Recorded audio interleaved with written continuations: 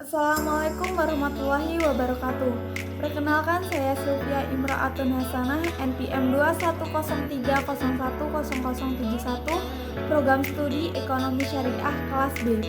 Di sini saya akan mengulang kembali atau mempresentasikan materi Islam dan Ekonomi Pembangunan yang diberikan oleh Ibu Hermanita mulai dari bab 1 sampai bab 4. Bab 1, Ekonomi Pembangunan. Yang pertama ada kebangkitan terhadap pembangunan ekonomi. Dimulai sejak berakhirnya Perang Dunia II. Hal ini disebabkan beberapa faktor. Yang pertama, sebagian besar NSB masih merupakan daerah jajahan. Para penjajah merasa tidak perlu memikirkan pembangunan ekonomi daerah jajahannya. Mereka hanya mencari keuntungan, bukan untuk mensejahterakan daerah jajahan. Yang kedua, para pemimpin masyarakat yang dijajah kurang usaha untuk membahas masalah pembangunan ekonomi. Mereka memikirkan bagaimana cara untuk meraih kemerdekaan tanah airnya dari penjajahan. Ketiga, keterbatasan penelitian dan analisis masalah pembangunan ekonomi, khususnya di lingkungan ekonomi itu sendiri. Setelah Perang Dunia II, perhatian terhadap pembangunan ekonomi tumbuh dengan pesat. Hal ini disebabkan pertama, berkembangnya cita-cita negara yang baru merdeka untuk mengejar ketertinggalan mereka dalam bidang ekonomi dari negara-negara maju. Yang kedua, meningkatnya perhatian negara-negara maju terhadap usaha pembangunan ekonomi di negara sedang berkembang. Perhatian ini disebabkan oleh rasa kemanusiaan negara-negara maju untuk membantu negara sedang berkembang, dapat mempercepat laju pembangunan ekonomi mereka dan mengejar ketertinggalan dari negara-negara maju. Kemudian ada karakteristik umum negara sedang berkembang. Berdasarkan tingkat kesejahteraan masyarakat, negara-negara di dunia dibedakan dua kelompok besar. Yang pertama, negara-negara yang sudah maju, yang kedua, negara-negara sedang berkembang.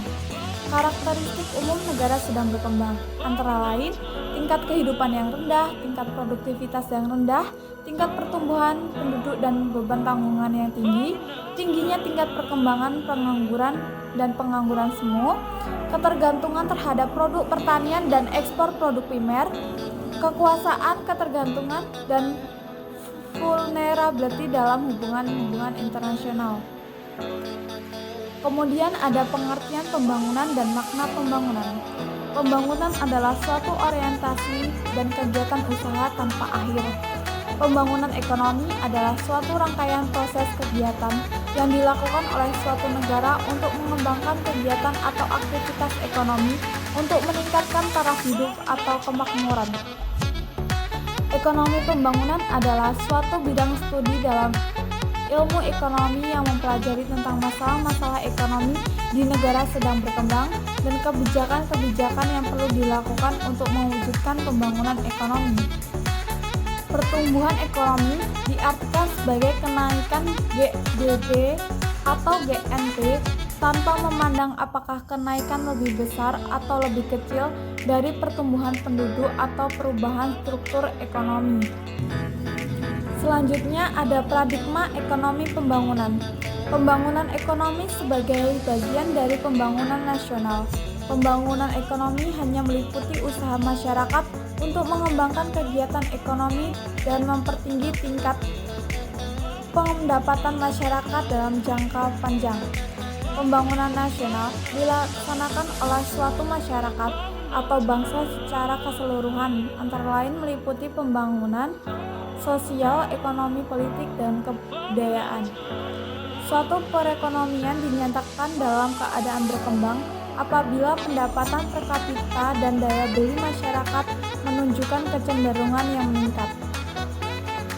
Perencanaan pembangunan dan kebijakannya punya banyak tujuan. Yang pertama, menciptakan pembangunan ekonomi yang hasilnya secara merata dirasakan oleh masyarakat. Dua, menciptakan pembangunan yang seimbang di berbagai daerah. Tiga, menciptakan kesempatan kerja semaksimal mungkin dan melindungi perkembangan perusahaan-perusahaan nasional. Tujuan pembangunan sering mengalami kegagalan akibat kesalahan. Satu, pembangunan semula dimaksudkan untuk secepat mungkin mencapai GDP yang tinggi, tetapi pengalaman menunjukkan pertumbuhan ekonomi yang tinggi tidak dengan sendirinya menghapus atau mengurangi kemiskinan dan pengangguran. 2. Strategi pembangunan itu didasarkan atas asumsi bahwa pembagian dapat dipisahkan dari pertumbuhan dan dilakukan kemudian. Bab 1 lanjutan 1. Strategi pembangunan ekonomi. Dengan kegagalan sebagian tujuan, strategi pembangunan di banyak negara sedang berkembang. Hal ini juga terjadi di Indonesia dengan pengalaman sebelumnya. Maka GBHN tahun 1978 memutuskan antara lain pembangunan harus dilaksanakan dengan trilogi pembangunan. 1. Pemerataan pembangunan dan hasil-hasilnya menuju terciptanya keadilan sosial bagi seluruh rakyat. 2. Pertumbuhan ekonomi yang cukup tinggi. 3. Stabilitas nasional yang mantap, sehat, dan dinamis. Indikator keberhasilan pembangunan. Menurut Kuncoro ada dua macam indikator. Yang pertama indikator ekonomi, meliputi produk nasional bruto. Yang kedua, gross domestic bruto atau GDP per kapita. Yang ketiga ada purchasing power parity. Kemudian ada indikator non-ekonomi yang terdiri dari Human Development Index atau HDI dan Physical Quality Life Index atau PQLI. Ada beberapa indikator lainnya. Yang pertama, garis kemiskinan. 2. Kebutuhan dasar minimum. Yang ketiga, kriteria Bank Dunia. Mengukur tingkat ketimpangan dalam kepadatan suatu masyarakat atau negara dalam kelompok. Kelompok penduduk dengan pendapatan tinggi 20% dari GNP, kelompok penduduk dengan pendapatan menengah 40%, kelompok penduduk berpendapatan rendah 40%. Pertumbuhan dan pembangunan ekonomi. Teori pertumbuhan. Teori Adam Smith membagi tahapan pertumbuhan ekonomi menjadi 5 tahap yang berurutan. Yang pertama masa pertumbuhan, 2 masa berternak, 3 masa bercocok tanam, 4 masa perdagangan, 5 masa perindustrian. Yang kedua ada teori Karl Marx. Dalam bukunya, pembangunan masyarakat menjadi 3. Yang pertama, feodalisme masyarakat. Feodalisme mencerminkan kondisi di mana perekonomian yang masih bersifat tradisional. 2. Kapitalis. Masa kapitalis pengusaha memiliki posisi tawar-menawar relatif tinggi khususnya terhadap buruh. 3. Sosialis. Karl Marx mendasarkan argumennya pada asumsi bahwa masyarakat terbagi menjadi 2. Yang pertama masyarakat pemilik tanah, 2 masyarakat bukan pemilik tanah. Kemudian ada masyarakat pemilik modal dan masyarakat bukan pemilik modal. Kemudian ada teori Rostow. Tahap-tahap pertumbuhan pembangunan ekonomi menurut Rostow dibedakan dalam 5 tahap. Pertama masyarakat tradisional, 2 prasyarat pelepas landas, 3 tahap pelepas landas, 4 tahap gerak menuju kematangan, 5 tahap konsumsi massa tinggi. Kemudian ada teori perubahan struktural. 1. Teori Bueke dualisme sosial. 2 sistem sosial yang berbeda yang berdampingan di mana yang satu tak bisa menguasai sepenuhnya. Sistem sosial yang lebih modern berasal dari negara-negara barat. Masyarakat lainnya yang tidak banyak mengalami perubahan. 2. Teori pembangunan Arthur Lewis. Dualisme ekonomi mengasumsikan dalam perekonomian suatu negara pada dasarnya terbagi 2. Perekonomian tradisional. Di sini Lewis mengasumsikan di pedesaan dengan perekonomian tradisional. Kemudian ada perekonomian modern. Perekonomian ini ada di perkotaan, di mana sektor yang berperan adalah sektor industri. Ketiga, Hollis Kennedy. Teori pola pembangunan. Menurut pengelompokan negara disesuaikan dengan perubahan struktural dengan tingkat pendapatan. Negara dengan income per kapita kurang dari 600 US dollar di kelompok negara sedang membangun atau negara sedang berkembang. Kemudian negara dengan income per kapita 600 US dollar hingga 3.000 US dollar digolongkan negara dalam transisi pembangunan. Bab 1 lanjutan 2. Distribusi pendapatan dan kemiskinan. Faktor-faktor yang mempengaruhi pertumbuhan ekonomi. Yang pertama ada akumulasi modal, pertumbuhan penduduk, dan kemajuan teknologi. Karakteristik pertumbuhan ekonomi modern. Simon Kutas mendefinisikan pertumbuhan ekonomi suatu negara sebagai peningkatan kemampuan suatu negara guna menyediakan barang-barang ekonomi yang bagi penduduknya. Pertumbuhan kemampuan ini disebabkan oleh kemajuan teknologi dan kelembagaan serta penyesuaian ideologi yang dibutuhkannya. Distribusi pendapatan. Penghapusan kemiskinan dan berkembangnya ketidakmerataan distribusi pendapatan merupakan inti permasalahan pembangunan penyebab ketidakmerataan distribusi pendapatan di NSB atau negara sedang berkembang. Menurut Irma Adelman dan Cynthia Taft Morris, ada 8 sebab, yaitu pertambahan penduduk yang tinggi mengakibatkan menurunnya pendapatan per kapita, inflasi di mana pendapatan uang bertambah tidak diikuti secara proporsional dengan pertambahan produksi barang-barang, ketidakmerataan pembangunan antar daerah, investasi kebanyakan di proyek-proyek padat modal, rendahnya mobilitas sosial, kebijakan industri substitusi impor yang mengakibatkan kenaikan harga barang industri adalah usaha-usaha golongan kapitalis, memburuknya nilai tukar bagi NSB dalam perdagangan dengan negara-negara maju, serta hancurnya industri-industri kerajinan rakyat, pertukangan, industri rumah tangga, dan lain-lain. Kemiskinan. Kuncoro mengidentifikasikan ada 3 penyebab kemiskinan dipandang dari sisi ekonomi. Secara mikro, kemiskinan muncul karena adanya ketidaksamaan pola kepemilikan sumber daya sehingga menimbulkan distribusi pendapatan yang timpang. 2. Kemiskinan timbul akibat perbedaan kualitas sumber daya manusia. 3. Kemiskinan muncul akibat perbedaan akses dalam modal, ketika kemiskinan bermuara pada teori lingkaran kemiskinan. Strategi kebijakan dalam mengurangi kemiskinan. 1. Pembangunan pertanian. Saat ini sektor pertanian masih berperan dalam pembangunan ekonomi serta pengurangan kemiskinan di Indonesia.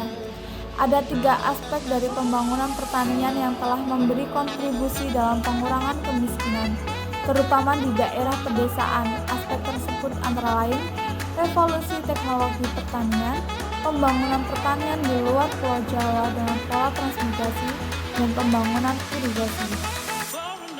2. Pembangunan SDM, sumber daya manusia, dilakukan dengan perbaikan akses terhadap konsumsi pelayanan sosial, pendidikan, kesehatan, dan gizi, di bidang pendidikan formal dan informal.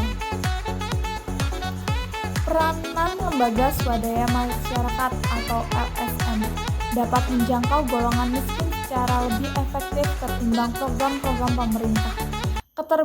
Keterlibatan LSM dalam program-program pemerintah dapat meringankan biaya finansial dalam mengimplementasikan program-program padat karya guna mengurangi kemiskinan. Bentuk dan organisasi kemasyarakat dapat dikelompokkan dalam 4 kategori: LSM atau Lembaga Swadaya Masyarakat, Lembaga Pembinaan Swadaya Masyarakat atau LPSM, organisasi-organisasi sosial lainnya, dan organisasi-organisasi semi pemerintah. Pembangunan ekonomi daerah ditinjau dari aspek ekonomi, mempunyai pengertian daerah. Suatu daerah dianggap sebagai ruang di mana terdapat kegiatan ekonomi dan di dalamnya pelosok ruang tersebut terdapat sifat-sifat yang sama.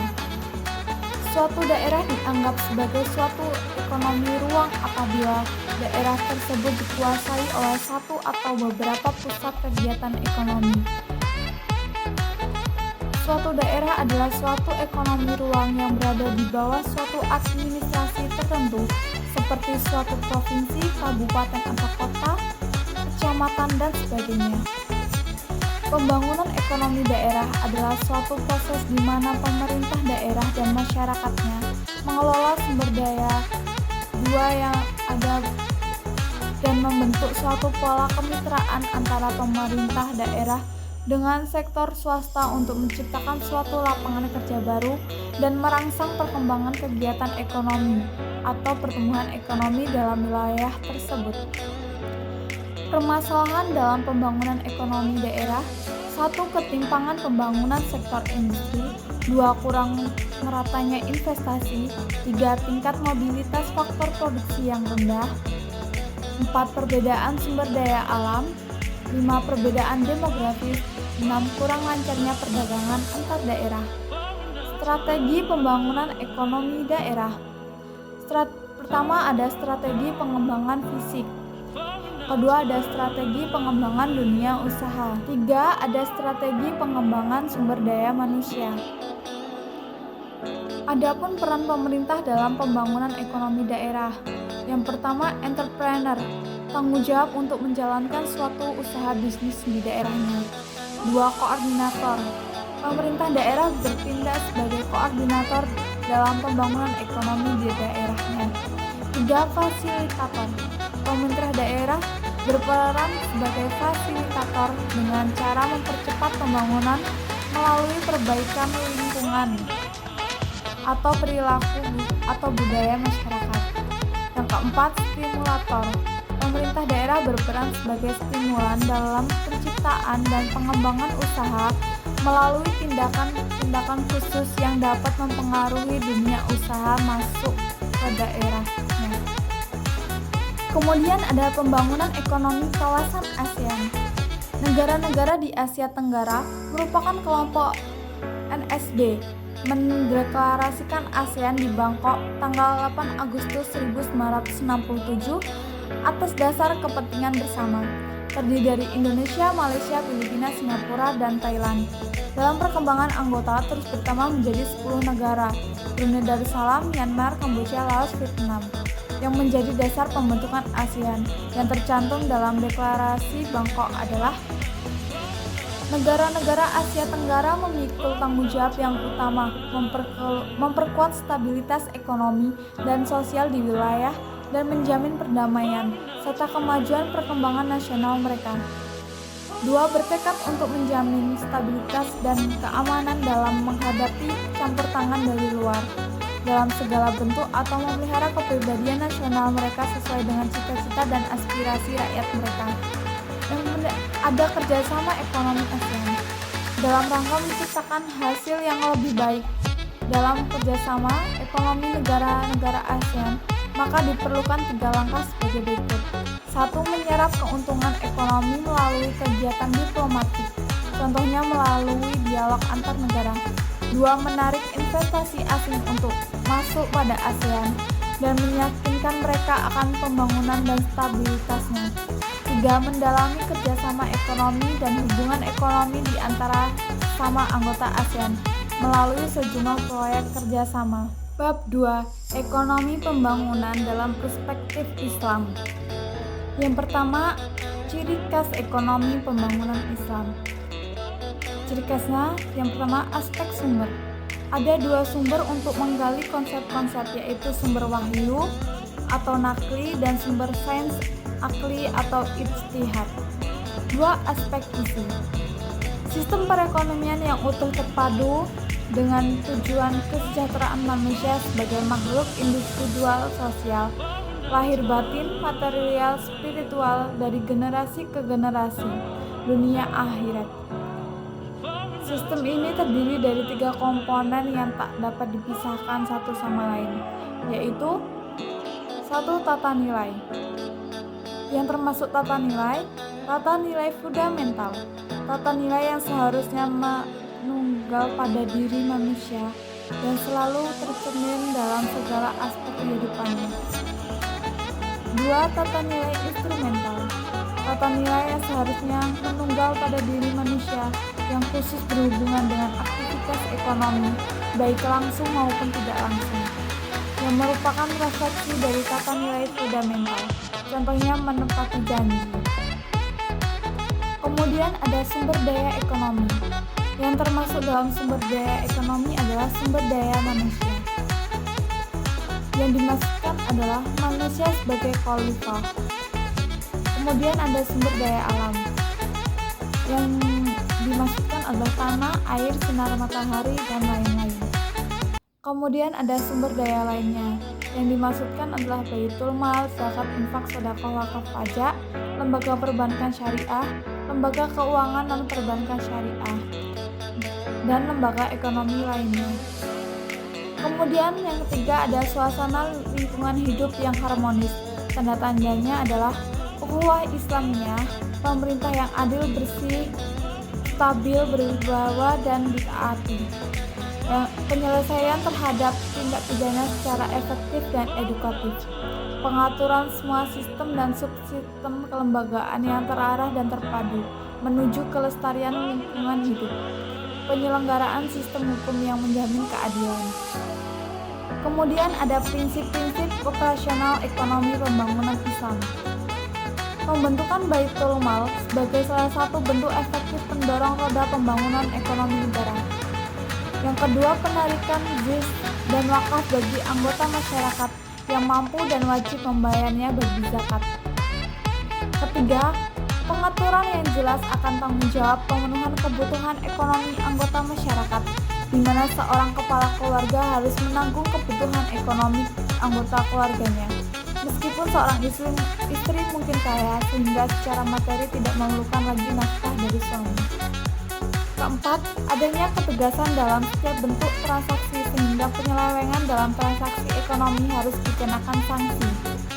Kelima, pengaturan terhadap pemilihan barang-barang ekonomis yang boleh dilibatkan dalam kegiatan ekonomi, sehingga barang-barang yang dilarang dikonsumsi menurut Islam tidak boleh diperjualbelikan, seperti minuman keras, obat-obat psikotropika, babi, dan anjing. Keenam, pengaturan yang jelas sistem waris-mewaris dan pelarangan terhadap sistem riba yang banyak menjerat anggota masyarakat yang sedang memperoleh kesulitan ekonomi dengan melalui lembaga keuangan, bank, dan non-bank bersistem syariah. Kemudian ada penciptaan suasana harmonis dalam pembangunan ekonomi Islam.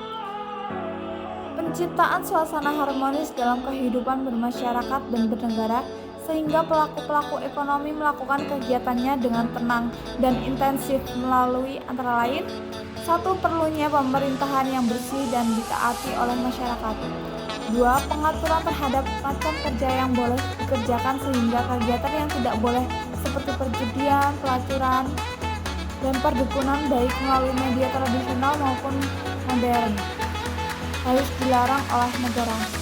Ketiga, pengaturan yang keras dan bersifat preventif, edukatif terhadap tindak pidana terutama kepada pelanggaran terhadap hak milik yang diakui, seperti pencurian, perampokan, pembunuhan, pemerkosaan, termasuk kegiatan hubungan sesama jenis.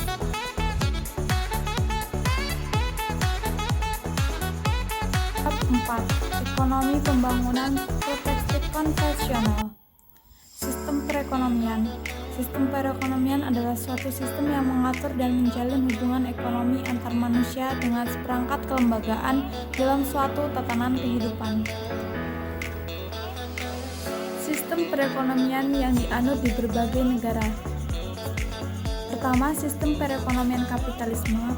2. Sistem perekonomian sosialisme. 3. Sistem perekonomian Pancasila. Sistem perekonomian kapitalisme. Ada keleluasaan yang sangat longgar bagi setiap orang yang memiliki faktor-faktor produksi kompetensi individu di dalam memenuhi kebutuhan hidup. Persaingan BU dalam memperoleh keuntungan sangat dihargai. Campur tangan pemerintah sangat minim. Pemerintah hanya pengamat atau pelindung saja. Negara yang menganut sistem ini adalah Amerika Serikat. Kemudian ada sistem perekonomian sosialisme. Faktor-faktor ekonomi diklaim sebagai milik negara. Sistem ini lebih menekankan pada kebersamaan. Kompetensi individu dalam memperoleh keuntungan diatur oleh negara. Campur tangan pemerintah sangat tinggi. Contoh negara yang menganut sistem perekonomian ini adalah Uni Soviet. Kemudian ada sistem perekonomian campuran atau Pancasila. Faktor-faktor produksi yang boleh dikelola dan dimiliki oleh swasta dan ada yang hanya boleh dikelola oleh negara saja. Persaingan antar individu atau BU dalam memperoleh keuntungan diatur oleh negara. Campur tangan pemerintah tetap diperlukan untuk menstabilkan ekonomi dan untuk mencegah konsentrasi yang terlalu besar di pihak swasta. Sistem ini banyak dianut oleh negara berkembang seperti India dan Indonesia. Ciri-ciri ekonomi Pancasila, yaitu roda ekonomi digerakkan oleh kekuatan moral dan etika tradisional. Kedua, ada keinginan yang kuat dari masyarakat untuk mewujudkan pemerataan ekonomi. Tiga, nasionalisme selalu menjiwai setiap kebijaksanaan. Empat, koperasi merupakan contoh dari bentuk BU dengan sistem ekonomi kekeluargaan. Adanya imbangan yang jelas antara sentralisasi dan desentralisasi. Hanya itu yang dapat saya sampaikan. Bila ada salah, saya mohon maaf. Saya ucapkan terima kasih. Wassalamualaikum warahmatullahi wabarakatuh.